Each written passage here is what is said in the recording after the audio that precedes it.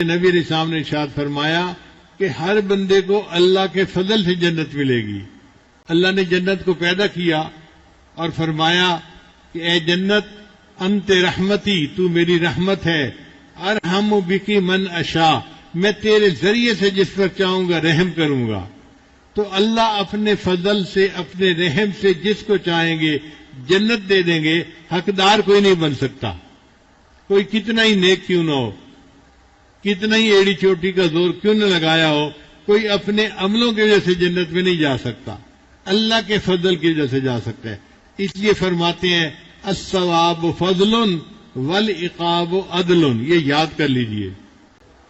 اگر اللہ ہمیں جنت عطا فرے تو یہ اس کا فضل ہے، اور اللہ اگر کسی کو سزا دے تو یہ اللہ کا عدل ہے۔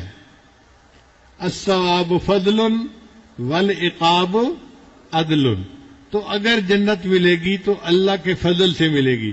اس لیے اپنے عملوں پہ بھروسہ مت کریں، میں نے اتنی تلاوت کی، میں نے اتنی نمازیں پڑھی، میں نے اتنا دین کا کام کیا، میں نے اتنا ذکر اذکار کیا، بھئی جو بھی کیا ہمارے اعمال ہمیں جنت میں نہیں پہنچا سکتے۔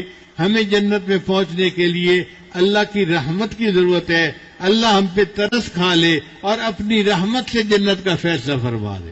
اس لیے نبی علیہ السلام نے دعا سکھائی کہ یہ دعا مانگا کرو، اللہم مغفرتک اوسع من ذنوبی، اے اللہ تیری مغفرت میرے گناہوں سے زیادہ وسعت رکھتی ہے، ورحمتک ارجا عندی من عملی، اور مجھے اپنے عملوں پہ امید نہیں ہے، آپ کی رحمت پہ امید ہے، آپ کی رحمت ہو گئی تو مجھے بھی جنت مل جائے گی۔